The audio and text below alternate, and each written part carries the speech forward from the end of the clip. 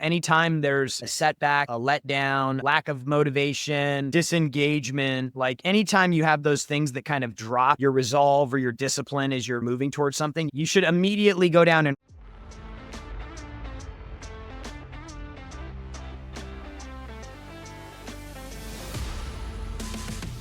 Are you ready to become the dad you were meant to be?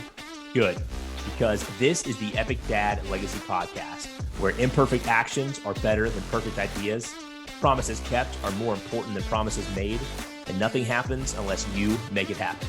My name is Drew, father of three, and founder of the Epic Dad Company. My mission is to help dads up their game and become the husbands, fathers, and men they are called to be. We need epic dads now more than ever. And it is your responsibility and obligation to become the best father you can be and show your kids what is possible. Listen in for weekly tips, strategies, and actions you can take to go from average dad to epic dad. Thanks for listening. Now let's start the episode. All right, Mr. Jarrod Glandt, welcome to the Epic Dad Podcast, man. How are you? it's great to be here, Drew. Thanks for having me, man. Absolutely, brother. Hey, so I have followed your journey for a long time, believe it or not. So I was part of the Cardone zone, I think, would listen to that show daily, probably about 7 or 8 years ago, man, when I first started my entrepreneurial journey, and just learning about sales and marketing. And that's where I first heard your voice. But for folks that may not know you, Jarrod, can you give a little bit of background and kind of, who you are, what you're up to now, and then we'll kind of go back and tell the story. Yeah, so today I'm the president for Grant Cardone Enterprises. I've been with him for 14 years. The business has grown pretty exponentially since I started. So we had 3 employees and we're doing, probably right at $2 million a year. When I started, we were out in LA, single guy, it was like my all, this is the job I got to go all in on. Like, all my friends were starting to get their lives together. And I tell people, I'm like, I felt like I was playing musical chairs and the music was starting to slow down. And I was like, there were not enough seats and it didn't look like I was going to get a seat. And so I was like, dude, I got to get it together. I got to finally go all in on something, stop messing around, stop being irresponsible, and really commit to building the life that I wanted. And so I went all in and was working, 70-hour weeks and 6 days a week and just trying to make it happen. And fortunately, I came to work for a guy that was on a big mission and was able to tuck in next to him. And we've been able to build a pretty remarkable company. Today, we have almost 1,000 employees between the companies and doing, $700 million a year in revenue. So yeah, not bad growth. It's been a wild ride. Yeah. Yeah, no, man, just to watch the explosion. And I know, look from the outside looking in, it looks like an explosion because you don't know like all the hard work and what's going on in the back end, and we just kind of connected before, right, of kind of all the work that's gone into the Epic Dad stuff the past 3 years. Like nobody knows, right? They just kind of see the outset. But like, like how long and how many freaking hours it took, put into that to see the growth. Yeah, 14 years is definitely not an overnight success, and a few people that have been following for a long time remember, because I used to talk about it all the time. The first year and a half I was with Grant, I was sleeping on an air mattress because I was, I didn't have any money. And then when I started making money, I was so afraid of losing it that I was spending like the minimum I possibly could on everything. But 2 years, just over 2 years in, I was able to make my first investment in a real estate deal with him. There was no Cardone Capital back then. It was just him, his brother, his sisters, and his mother-in-law. And so I was able to start getting a taste of that in the beginning as well. And, people underestimate how much they can accomplish with time, and they overestimate how much they can accomplish in short periods of time. Yeah. And they get discouraged and they quit. And so, Grant has this saying, he's like, just stick and stay, it's bound to pay. And if you're constantly just focused on, asking yourself the question, like, what do I not know right now? Whether it's in business, whether it's in a relationship, whether it's with your kids, there's always some piece of information that you don't know or you don't understand yet that's preventing you from getting to that next point. And that constant, I guess it's really curiosity, is probably one of the most powerful traits that people can have is to always be interested and curious about the next thing and Yeah. how to become better at like the next thing. And that's really what that book, The 10X Rule, is all about. It's about how do you ask those questions. If you haven't heard about the 10X Rule, it's basically the book that put Grant on the map. Mm. It's the nucleus of this entire movement and community, if you will. But that book really opened my eyes that it's not just, and seeing Grant implement this, like it's not really just about building a big company and making a bunch of money or whatever. It truly is about how do you achieve 10x in every area of your life?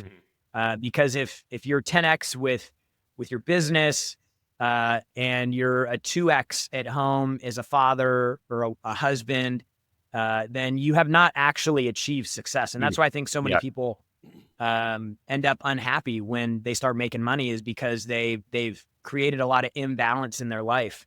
And so for me, that was really important. And, people don't get to see Grant's behind the scenes either.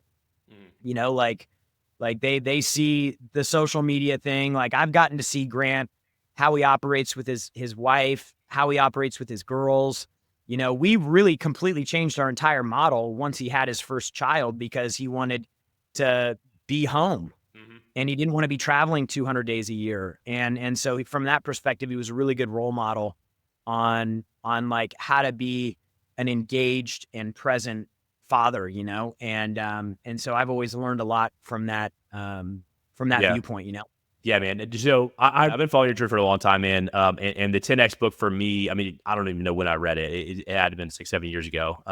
But it kind of opened my eyes to really like what is the size of your goal, right? And really having that kind of small frame of mind of like wanting to achieve success, but like what does that actually mean? Yeah. And challenge myself to like you said, I mean, 10 actually, like Grant says, right? Like the book says, but it's like, so a couple things to go back to. One is you said that you overestimate what you can accomplish in a year, and you probably underestimate what you can accomplish in about 5 years, Yeah. And I think with that, a lot of guys get into this journey, right? And it's a lot, and whether it is in business, whether it's in fitness, whatever it is, and they are super motivated at first, right? They end up taking the action. They see some results come early on, right? Because you're taking action, but then you hit the roadblock, right? And instead of this, you start to see kind of ups and downs and ups and downs, and then there comes a time period where people just say like, "Screw it, I'm done," Yeah. But I think that the reason that it happens is because they haven't crafted that big enough vision, right? Of like the 10X vision of like where we can actually take this. And I mean, it's tough, man, like in the day-to-day grind, right? To like keep that vision forefront of like, all right, I may have just started this business, or maybe I've got 150 pounds to lose, like whatever the case is. And you're in that grind day to day. And like, so like, how do you kind of keep that vision in mind, that big 10X vision, like in the back of your mind when you're going through the shit, like day to day? Well, you don't keep it in the back of your mind. You keep it in the front of your mind. Okay. Like your goals are the things that should drive you. Like, and a monetary goal is not really a real goal if there's nothing behind it. Like we live in an economic on an economic planet, right? Like money is required to survive on this planet. But for me, it's never been about like, I want to make this much money. It's this is the life I want. And in order for me to have that life, then I'm going to need to make X, right? And then that becomes something that you're writing down every single day. Writing your goals down every day is kind of important. Just reminding yourself, like, what am I doing? Like, especially if you have kids and a spouse and a job and a high demand job, or you own a business and you're having to deal with like, you are doing the work of like 10 employees at the same time. And then you got to go home and be a good husband or a father. And it can be a lot. And so if you don't keep those things front of mind, you'll find yourself in a situation where you're like, what am I doing? Why am I doing this? Like, you constantly have to be reminding yourself of the target. And people are very like target driven. We have, when we were building our team here, like, we had like general targets, like, hey, we want to do this as a company. But once we started breaking everything down to like that, that means that every person has to do this. And then Right. we gave them monetary targets, and then they're looking at a number target, and performance improves a little bit. But then there was still a gap missing. It's like, what is that financial target for them? Just say a quota. What is that comprised of? Like, how are they going to get there? Well, I need 5 of these, 3 of these, 2 of these. It starts getting more specific. Performance increases again. So, when you have targets, it gives you something to focus on every day. And that can be your backstop that you're constantly asking yourself, like, how am I doing? Like, let's just say it's a fitness goal. Like, every time at the beginning of the day you wake up, you're reminding yourself, okay, hey, what's my fitness target? My targets always include like a financial target, personal targets, fitness target. And so I have these things that I'm looking at and I'm going like, okay, am I closer or further away today? Like, you sit down and you're running behind and you're like, man, I need to order food for lunch. Like, am I gonna order this, or am I gonna order the thing I should eat? And the closer you stay to your targets, the easier it is to make the right decisions throughout the day. And targets are the things that take you to goals. Like goals are like not achievable in the short term. Like if I decided I want to go to, 10% body fat, like that's not something I can do today. But I can make decisions every day that take me closer to that goal. Daily targets lead to long-term goals. I love that. And so that's been really helpful for me. Yeah, I love that, man. We have inside the Epic Dad Company, we have this thing called the Epic Dad Framework. And it's 6 pillars, basically to take a dad from like, hey, I'm sitting on the couch eating Cheetos, overweight, not being intentional with how I'm showing up at work or my kids, my family, to take him from there all the way through the 6 pillars. And like, maybe you don't have like washboard abs or anything like that by the end, but like you are showing up as an intentional dad, right? And part of that 6 pillar process is you need to get really clear on your vision, right? So that's kind of that 10x goal, or like, what do I want my life to look like, right? And then next after that is what we like to do, and I'd love to get your approach on it, is we set targets, or you call them goals or targets, in 4 pillars. So you mentioned before, right? If you 10x in your finances, but like your relationship is shit, like you're not really successful. And so we try to set goals in 4 categories. We call it our body, our relationships, our mind, and our finances. And so we set goals there. And then from there, we go into we call it mission. You could call it targets, right? Is like, what are those daily activities that are going to support the overall goal, right? And so, and we try to get guys to connect with that mission every single day, right? It's like, hey, in your body, relationships, your mind, finances, where are you marching towards, right? But then I think it's also important to marry that up to that big vision, right? Of like, hey, maybe, right, I have this grand vision that I'm going to go run a 100-mile race or something, right? And like, I can't even run a 5K right now. It's like, how do I keep that front and center, right? And like, how often am I connecting with that big vision versus those kind of those targets? And we like to do them on a quarterly basis, right? So like a quarterly target might be, hey, I need to go run a 10K in the next quarter. That's my goal, right? So like, how often are you looking at that kind of, that near-term target versus how are you marrying that up with like my long-term vision that I want to get to? Yeah, I mean, I think anytime you get discouraged or you experience setbacks or losses, like those are the times when your resolve to do something can drop, right? So like anytime there's a lack of motivation, like, and sometimes this can happen like multiple times throughout the day, right? Like you're just like, man, I'm not feeling it. You should immediately go down and write down long-term goals. Because the purpose of the long-term goal, like the daily target is not sexy. Yeah, it's just the daily target is the work, right? Like that is not the sexy part. The sexy part is the goal and the outcome. And so that should be the thing that's exciting. And if your goals aren't exciting, they're not big enough or they're wrong. Or you haven't fully like digested what that life would look like for you. So for me, it's just, anytime there's a setback, a letdown, lack of motivation, disengagement, like anytime you have those things that kind of drop your resolve or your discipline as you're moving towards something, you need to go back. Like for me, my big goal is, total time freedom, massive amounts of passive income, a specific number, And it's like, what does that mean for the time that I get to spend with my kids? Like, how soon do I want that to happen? Like, how old are my kids going to be? What does that mean that I can do with my kids and my family and my wife?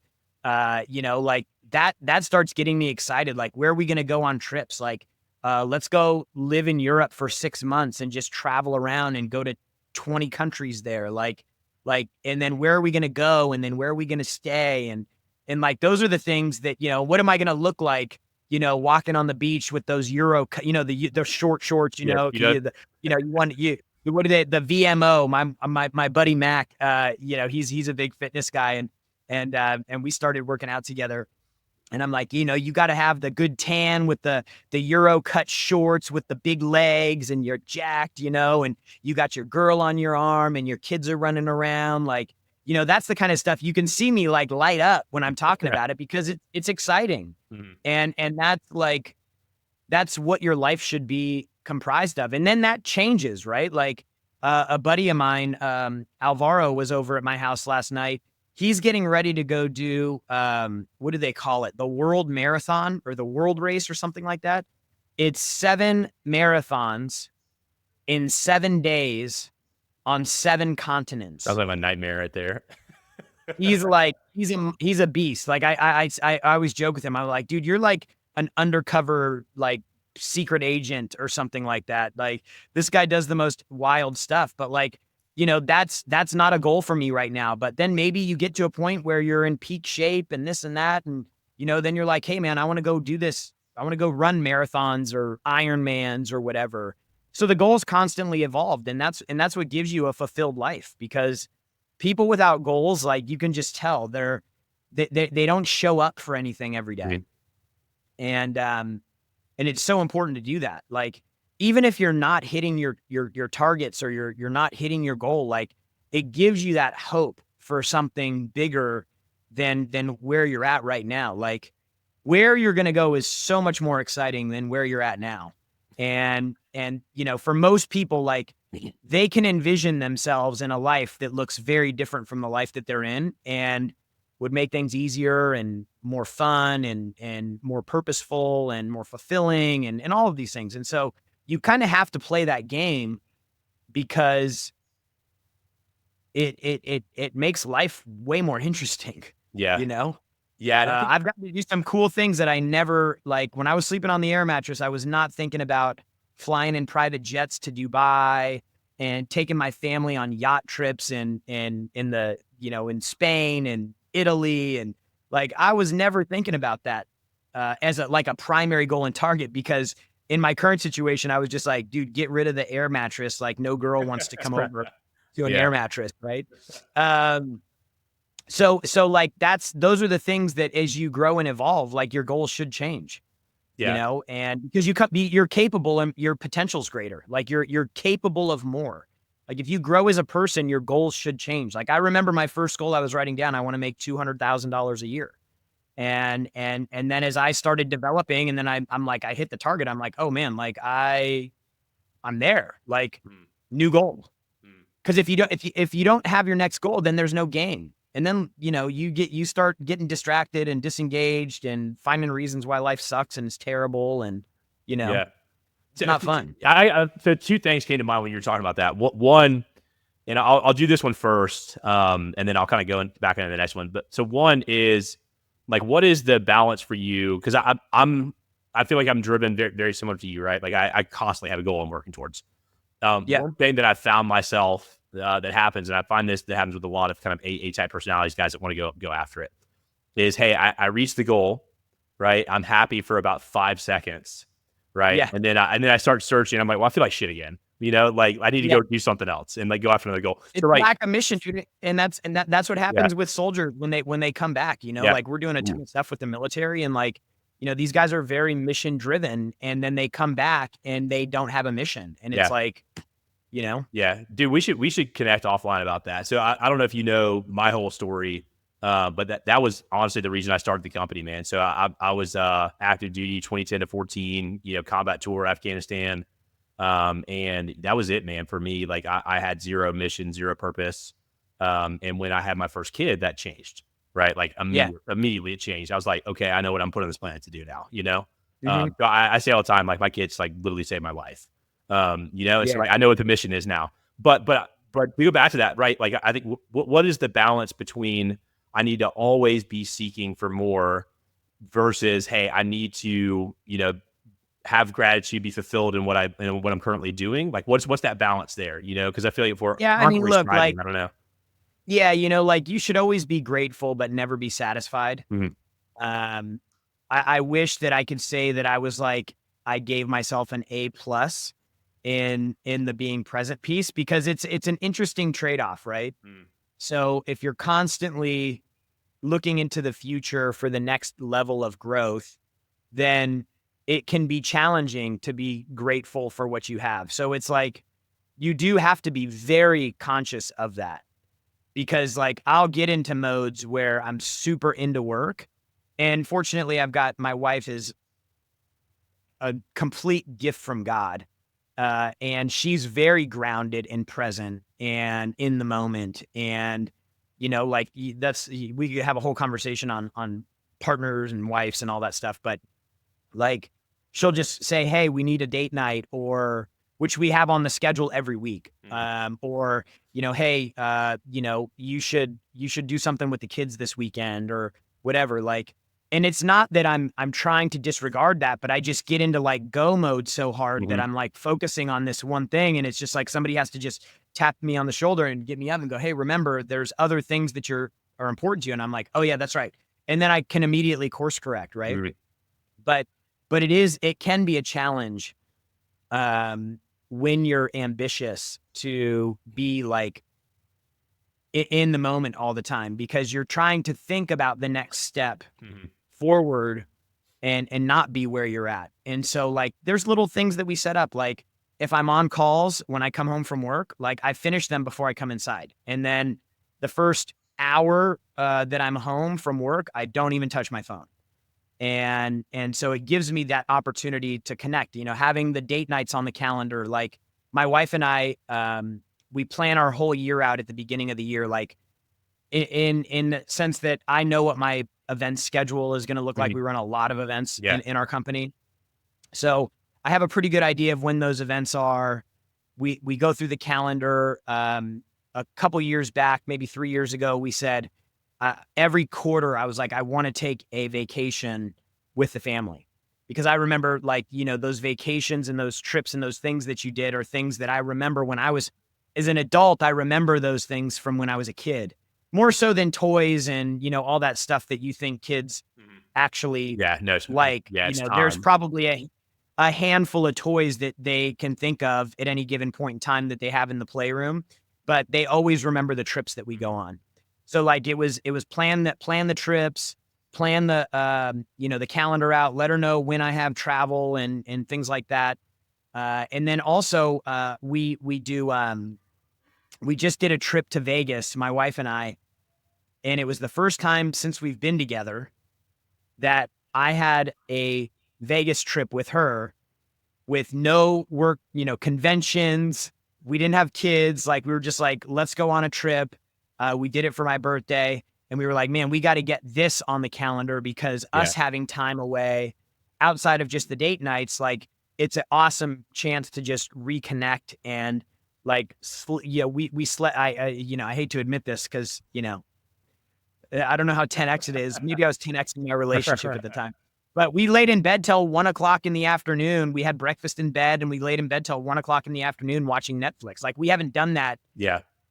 since in 7 years since my oldest was born. Like, so it was like a really awesome moment for us to just go, oh my gosh, this is so important. We love being together. We need to have time where we just like step away and Yep. and do that. So like you just have to be, again, you have to be curious about like, what do I not know? If the relationship isn't in a good spot, you're like, take responsibility for it. Like we talk about in this book, like you have to assume responsibility for everything. Like if you accept responsibility for something, then you have control on the Mhm. outcome. If you're pushing blame somewhere else, or you're assigning somebody else responsibility, you have no control over fixing that, because it's you are at the effect rather than being the cause. Mhm. And sometimes as guys, your ego gets in the way and you're like, yeah, but she this, or but they that, or but whatever. You have to have the ability and the humility to go, okay, I created this somehow. How did I create it? Maybe I didn't do this. Maybe I didn't say that, do that. Maybe I should have said this or shouldn't have said that or whatever. And so, for me, it's just like being aware of the little corrections you need to make, because the goal is to become like a better version of yourself as you go through life. And you have to be focused on that. Otherwise, I see a lot of people that get stuck. They seem to be happy, but then you end up, hearing that couple that's been together for 15 years gets divorced, and you're like, oh my gosh, like that came out of nowhere. What happened? Because there's all these things that are lying underneath the surface that reveal themselves, and so you just got to stay on top of it, dude. 10x everywhere. Yeah. Be 10x everywhere. Yeah. So just a caveat on that story. If you guys lay in bed till 1. So last year for our anniversary, our 13-year anniversary last year, our 14th coming up in a couple of weeks. But it was probably the first trip we'd done in a while. It was just us, like not the kids. And we had all these plans. We're like, all right, we're going to get up. We're going to go into town. We're going to get this for lunch. We're going to go on a hike. And we set 0 alarms for the first time in forever. And I think we woke up at like 2 p.m. And we were like, this is the best anniversary trip ever, Right? Just like getting that rest and alone time together. But Jarrod, I'm curious, man, like, so how many kids do you have? 2. Got you. And how old are 2 they? boys, 7 and 4. 7 and 4. Okay. What changed for you, like work wise, schedule wise, etc. When first kid came along? Fortunately, and it doesn't always work out this way for everybody, and so I can only speak to my experience, but fortunately, like a lot of the travel that I was doing, like I used to travel like every week almost. And fortunately the business had gotten to a point where I wasn't doing that as much as I had been in the past. And so that really helped out because I was able to be around more, but like, it's also not an excuse. You just have to make the time. If you own your own business, you actually, you have a lot of disadvantages in the beginning because you have to do so much. But the advantage that you have is that you also can make the decision, because you're not answering to a boss. You can make the decision to make time when you need to make the time. And, like, even if that's dropping your kids off at school or picking them up from school, those types of things make a big difference. And so, as you're building, it is more difficult, but I'm not making sales calls every day anymore. My work has changed. And that really, the goal should be to build a business that allows you to have the life that you want to have. And in the short term, that means that there is sacrifice. There's a lot more work, but that should be the driving force, is like, I want to get to this point and I can't do that unless all of these things happen. And then you got to go back to the question, what do I not know right now about this? We teach that there's like a 7-step process. It's like a wheel, a formula to business. And it's like, first thing is you have to have the idea or the target. You have to have the target. That's really the first thing. Then you got to go get attention. You got to figure out how to get attention, how to craft a message, how to speak to problems, how to engage an audience. And then that should create a lead. There needs to be an offer between attention. Like attention, you doing a podcast, if there's no offer or tie back into, hey, go to this landing page, or, hey, shoot me an email, or hey, call me, or whatever, like you're not going to get a lead out of this. You're going to start building a brand, but you have to offer people things so that you can take that attention and convert it to a lead. Most leads don't convert on the first attempt. Like the number for us is probably around 2%, maybe a little under that, just because of the volume that we have. That means 98% plus of people on their first touch are not going to convert. So then you have to manage those leads. That's the fourth piece, is that you have to have a lead management system in place. The goal is that you end up in a sales process. That's step 5. Step 6 is you have to start managing the revenue and the people in the organization, right? You have to start looking at, okay, how are we driving towards targets? How am I managing the team so that they're hitting their targets? How am I developing them so that they're hitting their targets? And then the last step is you scale the business. So like in that wheel, like just as it relates to business, you have to look at that and go, okay, what do I not know? Like if your business is not growing, then you just go back to the wheel and you're like, do I have a target? Yes, I've got a target. Okay. Am I getting enough attention? Well, if you're not getting leads or enough leads, then you're not getting enough attention. So you need to go back and ask yourself, what do I not know about this? What do I not know about podcasts? What do I not know about content creation? What do I not know about delivering a webinar? Like what about the way that I'm packaging my content, or the customer, or the industry, or the problems that they're having? What do I not know about that so that I can communicate differently? So it just constantly this process of like, okay, I'm not where I want to be. What am I missing? What do I not know? Hmm. And that's kind of the check off, right? Like it's the check down Yeah. of like, okay, Yeah. I'm stuck. What is out? What is missing? Yeah. And that's why I always ask that question, like, what do I not know? What am I missing? Yeah. I love that you guys have a framework wrapped around that.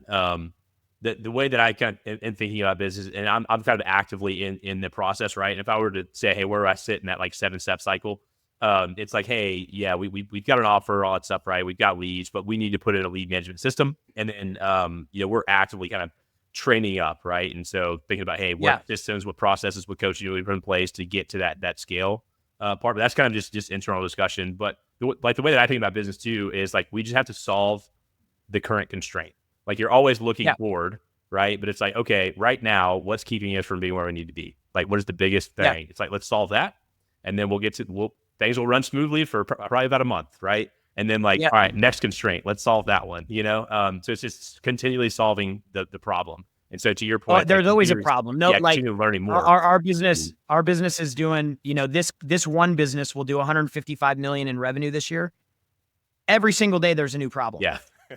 Like problems don't go away. You're constantly solving problems. And to think that you're going to get into this, if you own a business out there and you're like, oh man, there's going to be a place where everything is smooth and there's no problems. Like I'm just telling you, from almost $1 billion revenue enterprise, there are always problems. They never go away. There's always a fire to be put out. There's always an employee that has a problem. There's always an issue with the social platforms if you're running traffic. Mm-hmm. Like there's always problems. And there's never if you have the expectation that all those are going to go away, you're going to be disappointed. Just again, anticipate there's going to be more problems than you're prepared for. Like that's, again, back to the 10X rule. The purpose of having a 10X goal is because most people, when they set goals, they set them too low. They underestimate how much effort will be required to achieve that goal. And then they don't account for things that come into their world that they didn't expect. Who knows what happens with the election when it goes through, or who knows what happens when the economy slips into a recession, or there's all these unknowns that most people don't factor for. And that's why they set a goal that's too low and they end up coming way short on it.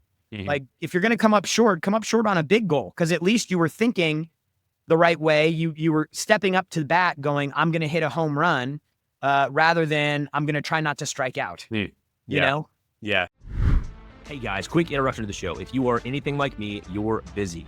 We juggle jobs, putting food on the table, helping with homework, coaching Little League. We're basically on call 24/7 as dads. It's a lot. And we all know that health and wellness is super important as a father, but with our jam-packed schedules, one of the hardest things to do is getting yourself motivated to work out. That's why we created Epic Dad Pre. Pre is the #1 all-natural pre-workout formulated specifically for dads. It's jam-packed with clinical doses of proven all-natural ingredients, including 5 grams of creatine, 6 grams of citrulline, and 3.2 grams of beta-alanine, with only 250 milligrams of natural caffeine. And almost as important as what's in it is what's not. You won't find all kinds of artificial sweeteners, artificial coloring, or proprietary blends. Just 100% natural goodness to fuel your gains. It is the jumpstart you need to get out of bed, put the gym shorts on, and get after it. And when you head to The Epic Dad, that's THEEpicDad.com, and use code LEGACY at checkout, I'm going to give you 30% off your first order. So hit the link, fuel up, and train hard, dad harder. Back to the show. So I want to talk to you a little bit, kind of take you back through your mindset, like when you kind of first started, right? You made that leap to go all in on yourself. So you were in a very different position than you are now currently, right? And yes, financially, but also a family and kids. So we Yeah. and we're not like an entrepreneur incubator or anything like that, right? But like a lot of the folks that listen to it, like they either have a business or they would like to go start something, again, because they have that big vision of financial freedom, time freedom. And so where a lot of the guys are right now though is like, hey, I have an idea or something, right? And they have that vision and they're not taking the first step. And for whatever reason, it is because, hey, I just don't think I have a fleshed out plan. I need to go into analysis by paralysis, or just scared to take that leap, right? Like what is the mindset that allows you to say, hey, I may not know all the answers, but like I just need to get started here and take the action. Some people can put a blindfold on and just run. Like some people can do that. Um, for me, that's not what the case was. For me, it was, I was smoking weed every day. I felt like I was a loser. Like I got to the point where I was so disgusted about my situation that I was like, I'm like, my back's up against the wall. I don't have any money. I'm never going to be able to get the wife, that I want, in this situation. Like, it's not, I'm never going to get to where I want to be given where I'm at right now. And so I got so sick of where I was at that I was like, I got to make a move. And that's what I did. And, you know, you got to be disgusted with where you're at. And that's the problem that people have when they get to a certain point. If their goals don't keep changing, is that they get complacent and then they start settling in, and then they end up unhappy. Like it is very rare that people who are ambitious and want more get to a place where they're complacent and they don't end up massively unhappy or depressed.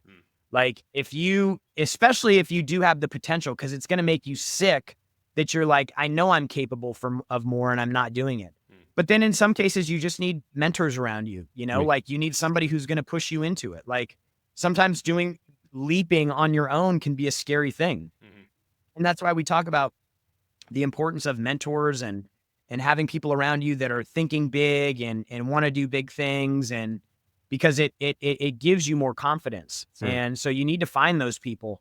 And I've been fortunate enough, some of the friends that I had I was playing that musical chairs game with, they were doing better than I was. And that was my first target, was like, man, I got to catch up to these guys.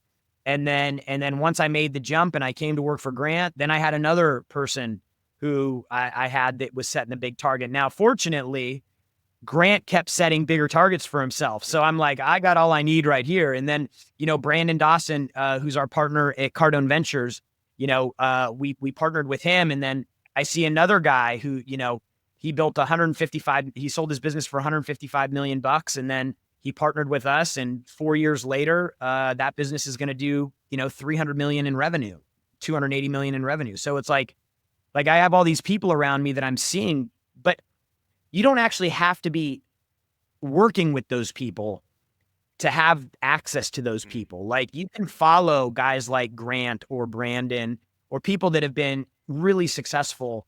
You can follow those people and admire those people and actually be mentored by those people without even knowing them personally. And so you've got to get some people that you're like looking up to and that you're trying to draft behind, and you're listening to what they're saying and you're paying to learn from them. Like it is a hack. Like I will pay you to learn some of what you know. Like that is, and for most people, they hated school. And so they're like, I don't want to learn. But like, that's the thing now is when learning actually matters, because now is when it will pay you. Yeah. You're learning real things. Like I went to school for 4 years. I'm like, it wasn't 4 years actually. I got a 4-year degree, but it took me like 7 to do it. But like I'm like, I had no idea why I was there. I didn't see how it was going to translate in the real world. Even when I was going through this, I'm like, I feel like all this stuff right now is teaching me how to go work in mid-level management for a big company. Like they're not telling me you need to go out and get rich. You need to learn about investing in assets that appreciate, that give you tax benefits, that give you cash flow. Like all of the things that I really actually needed to hear in college, I wasn't. And I went through, I wasted probably from the time I was 20 years old to the time I was 27 and came to work for Grant, completely wasted. was focused on having fun and all that rather than building the life that I wanted. And if that would have been the case, dude, I would have had everything. I would have pulled everything forward, and it wouldn't have been 7 years, because success doesn't work like that. Like winning doesn't work like that. I wouldn't have just pulled everything forward 7 years, because success goes like this. Like it's exponential. It's not like a linear thing. Like it grows faster the deeper you get into it. So I'd be 15 years ahead. Yeah. If I would have been serious from the beginning. So I don't know if that makes sense, but it's just how I think about it. Yeah, no, it does, man. And it, we kind of talked a little bit before I hopped on, right? Of kind of where with the Epic Dad Company, we're reaching that kind of hockey stick phase, right? And it's like it's super cool, right? That like we're growing. But what you don't see behind the scenes is kind of what you talked about, is that build, right? Is that the years of work, behind that, right? And then you start to see the hockey stick. But Grant has this thing that he says you're never paid what you're worth. He said you're underpaid for most of your career, and if you can stick in there and stay with it, you'll get to the point where you're overpaid.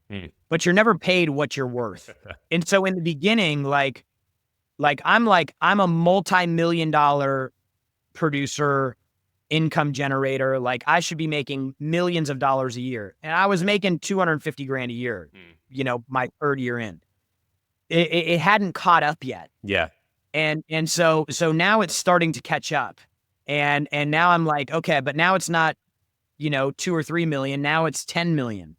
I should be making $10 million a year. And so it's like, it starts this again, it's this, this hockey stick of like, you're underpaid. And people get frustrated with that. And that's when a lot of people quit. 2/3 of businesses fail within 5 years.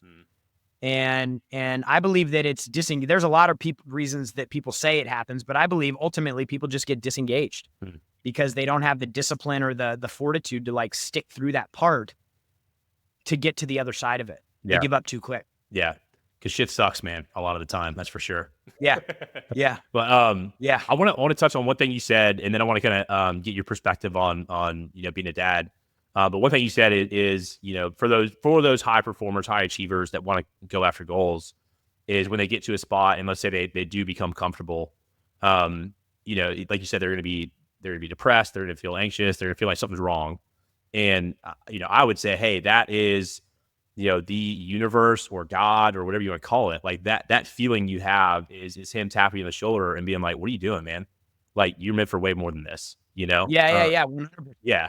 So I just wanted to bring that up, is like, that was a big thing for me too, of this was like, I've done well in a lot of things I've done, right. But like have tried to continually push forward. And because I found that when I do get complacent and like, all right, cool, I feel like I'm good here. And I don't start pursuing different things and more challenging things. It's like, I just feel like shit, man. Like I feel so much better when I have an aggressive goal that I'm going towards and I'm passionate about. Yeah. And put that action in, The things like accomplishment is one of the most like euphoric things in life, like who doesn't feel good after they win the game, or, if you kill a workout, like tell me you don't feel amazing. Even if your body's dying, you feel great. Close a big deal, you feel great. Ask a girl out, she says yes, you feel great. Do something that your kid, like, they come up to you and they have like the most like amazing acknowledgement of what you've done, and they're showing so much gratitude, and you can see the excitement on their face, like that accomplishment in all those areas. It's the best feeling. It's more important than money. Like eventually, like I'm not there yet, but eventually you get to a point where money has, like, you get to a point where you're like, okay, like I'm good. Like I don't have to think about money at all. It's not a concern. It's set for life. Like money becomes a scoreboard. People have said that before, but it's like, it becomes a scoreboard, but the thing you're really chasing is the next win. And that's why you have to give yourself those things. And that's why you see some of these guys on Wall Street, these investors that are Charlie Munger, 94 years old, and he's still showing up to annual meetings, and he's still reading financial reports every day, and he's still doing all these things because he's looking for those wins. And, the scale may be different. Like right now, I don't have the goal of becoming a billionaire. I don't have a goal right now of having a G650 like Grant does. Like, I don't have that goal. I may someday at some point, but that's not my goal right now, because I don't think that that's what I need in this moment to make me happy. I've got a list of things on my ideal life list that I'm going for, and that's what the target is. And then when I get there, I'll revisit it and look at it and create a new goal doing something, Well, I'd love to get your perspective too on your kids are about the same age as mine. I've got 8, 6, and 2. I've got 2 girls and a boy. What are you teaching them about business, about money? That may be a little bit different than kind of the average kid growing up, in the school system and not learning any of this stuff. I imagine you probably had a little bit different perspectives. Yeah, I mean, we talk about it. I mean, obviously, like, my business is building businesses. So, for me, I've got so much information. The thing is simplifying it and trying to teach them little lessons here and there. And, I think the big thing is just having the conversation. Like, there's, you're going to have to tell your 4-year-old until they're 5, until they're 6, until they're 7, until they're 8, until, like, you're going to have to keep telling them. But those are the things that actually, like, over time, like, really stick to them. And, so we teach our kid, my 7-year-old wanted this. He plays this soccer game. We've taken the iPads away. That's a different story for a different time. Yeah. But he wanted this soccer game. He was playing the soccer game, and he wanted to buy this pack of these players, that had, like, whatever, Ronaldo or Messi or something in it. And I told him he told me how much it was. And I'm like, bro, that's a lot of money. It's like $100. I'm like, that's a lot of money, dude. Like, for a game, that's a lot of money. So if you want it, you've got to earn the money. So how are you going to earn the money? And so we put together a sheet of things above and beyond what would be normally expected. Like, we have, like, the normal expectations of, like, hey, this is what, in our family, these are the requirements, the baseline requirements that you have to contribute to the family. Above and beyond that, these are the things that you can earn money for. And then my wife was like, we're going to maybe go and see if there's any work you can do in the neighborhood. So she took him around to the neighbor's house, made him go up to the door by himself, knock on the door and say, hey, I've got this project I'm working on and I'm trying to earn some money. So I want to know if there's any work that I can do for you. And he went to work. And my 7-year-old has, like, he loves working. And it was so funny, actually, last night. This just happened. We're trying to go on a fishing trip. Like, we had to reschedule because the hurricane came through, but we just go down into the Keys, and I got a guy we charter a boat from, and then he takes us out fishing. And I've been doing that since he was like 4 or 5 years old. He loves it. And so last night he's like, Dad, I want to look at the fishing trip. And I'd like to, like, reschedule that. And we should look at Saturday or Sunday next weekend. But I've got to make a call real quick, and I've got to see if my schedule, like, what my schedule looks like, because I might not be able to do it. So let me go get my laptop, because I got to go make a call real quick. And so it was just a funny little thing, but they see you, like, he sees me working, and he sees, like, hey, there's other things that are moving around here. Like, I've got an appointment. I've got to go on a flight. I got to go to a meeting somewhere and fly there. I've got to do this. I've got to do that. Like I give my kids a lot of attention. So it's not like a neglect thing that he's, like, signaling. It's like he sees the work and he sees what's required, and that sometimes you got to do things in order to get what the family needs. And so we talk about all of those things with them. And, kids are a little weird about money because they just don't understand anything yet. So, like, if he wants something and he's like, I'm like, dude, that's $500. He's like, oh man, that's not a lot of money. I'm like, bro, you don't know anything. $500 is a lot of money right now. Let me show you what you'd have to do for that. And we go over to the sheet, and I'm like, you have to do this. He's like, oh wow, that's a lot. I'm like, I know. That's why Daddy works so hard, because I want to go out and have money so that we can do things like this as a family. So we talk about those things, and it leads to, sometimes they're going to bring up money about, in awkward times and awkward ways around other people, but I'd rather them be talking about it and understand that it's not something that, like, it's not this mysterious thing. Like, it's a requirement for life, Mm. and you need to be serious about it, and you need to treat money with respect. And if they earn money for something and they leave it out, I take the money back. I'm like, Right. if you can't respect the money, I'm taking it back. Yeah. No, no, no, daddy, I won't do it again. I'm like, you're right, you won't do it again, but you ain't getting these $3 back. Like, I'm sorry. Yeah. Like, you don't want to treat money with respect, then I'll keep it. Mm. So I don't know. I mean, I think everybody kind of finds their own, way to do it, but not talking about money to your kids is, Yeah. I don't think that's healthy, Yeah. So one thing I'll add here, I mean, we have the money conversation, we talk about money and things like that. One thing that I'm really trying to drill into my kids, and this is something that I wish I would have known kind of growing up, right? Yeah. Like me growing up was, hey, I'm going to go get an awesome job, right? I'm going to kind of climb the corporate ladder, and that's just what it is. That's what life is. That's like, Yeah. I went to college, when I got my master's degree, that's just kind of what life is, right? I didn't really necessarily understand the potential for what you can do with your life and how you can, marry what you enjoy doing with what other people, will pay you for. And so what we're teaching our kids, and I'll give a prime example of this, is my younger daughter's in first grade. She's artistic. She loves music. She loves art. Like, she's very artistic, and she loved her art class, right? And I was dropping her off at school one day, and she said, "Hey, I can't wait to go to art school to get some tickets." And I was like, "All right, what are you talking about, tickets?" And she was like, "Yeah, we get these tickets." And I was like, "Well, why do you get the tickets?" And she's like, "Well, we get them for being good." And I was like, "Okay, well, define being good." And she's like, "Well, if we're quiet, if we're, like listening to instructions and stuff." And I was just like, all right, listen, kid. I just got so mad. I was like, all right, listen, like, nobody's going to give you tickets when you get older for being good. I was like, that's expected. I was like, if you want more tickets, I was like, here's how you get more tickets. I was like, you go find a problem for someone that's very important for them, and you solve that problem. I was like, that's how you get more tickets.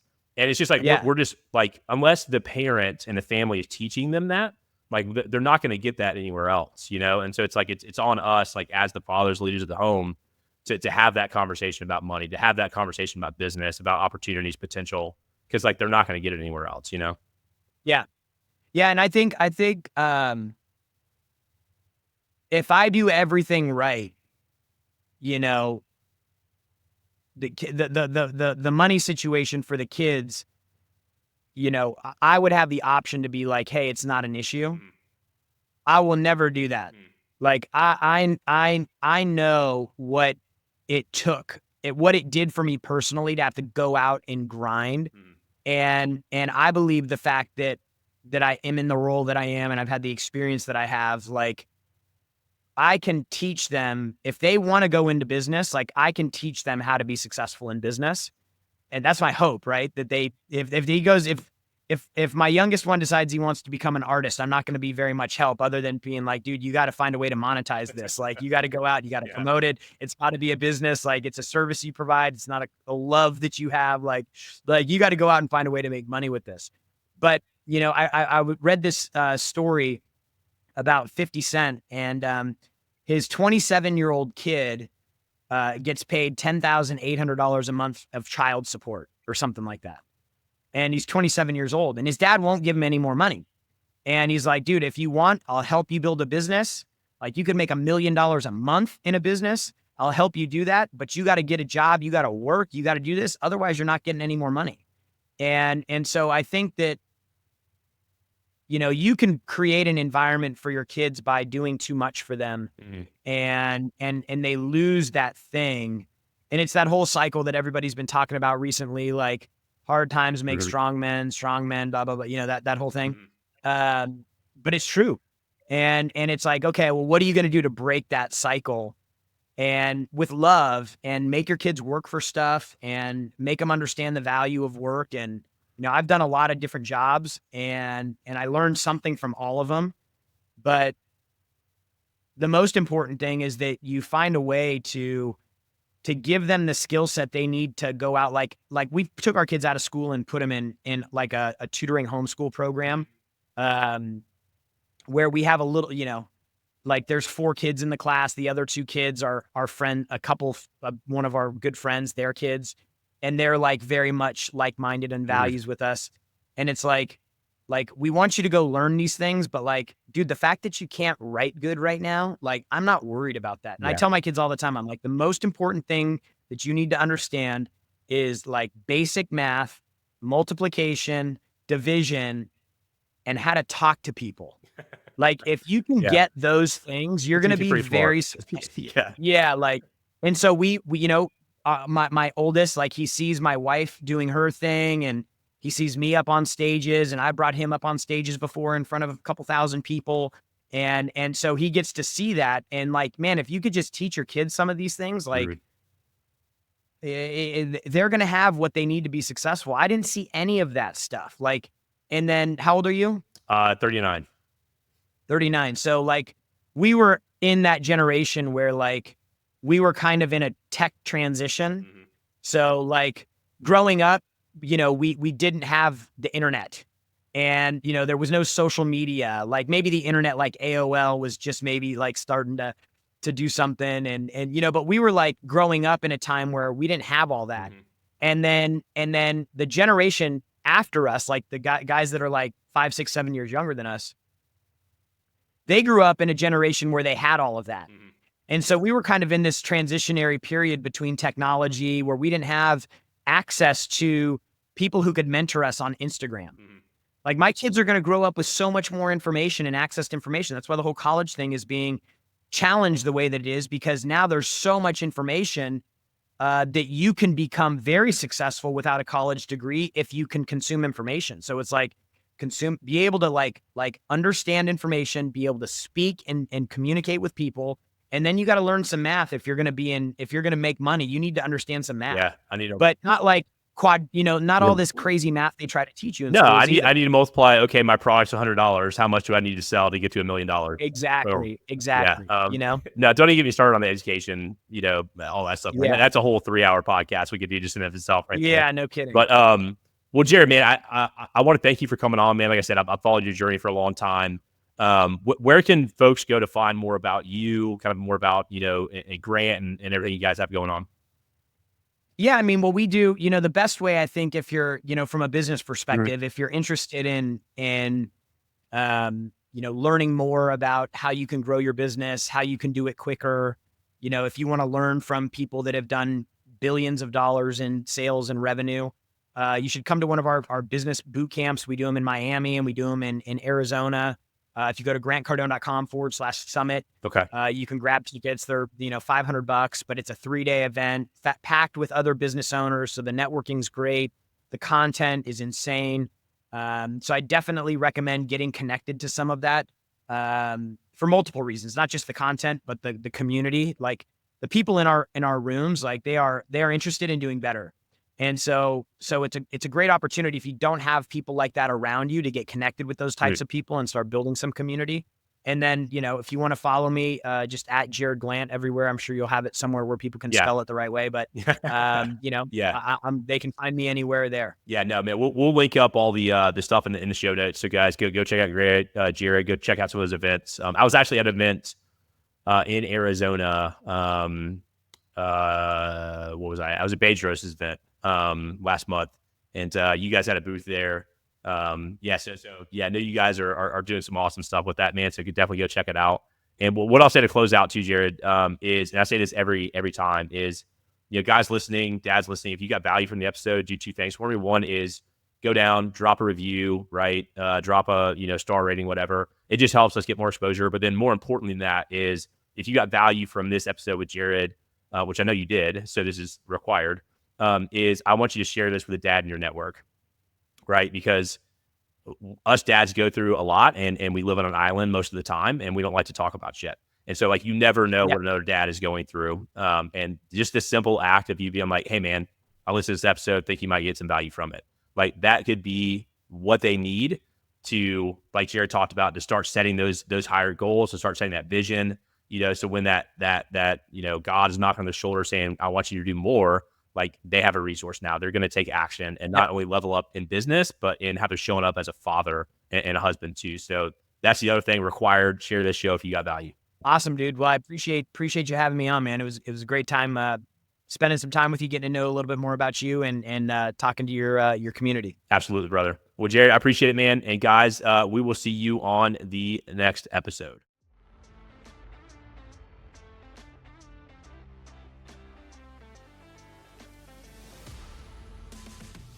Thank you so much for listening to the show and supporting my mission to change the culture by creating more epic dads.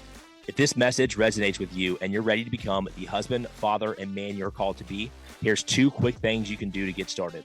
Number 1 is to join the Epic Dad training app. Inside the Epic Dad app, you'll find workout programs, community, habits, accountability, courses, resources, and exclusive discounts on all Epic Dad supplements and gear. It has everything you need to start leveling up as a dad.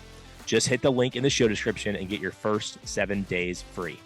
And if you're ready to turbocharge your results and create massive change in your life, hit the link in the show description and apply to the Epic Dad Fit program. Our goal inside the Fit program is to radically change your life in just 90 days by helping you develop an unshakable foundation of discipline and habits, get you into the best shape of your life, and provide massive community and accountability to ensure you are successful. If you're ready to radically change your life as a father in just 90 days, hit the link in the show notes and apply today. Thanks for listening. Now go be epic.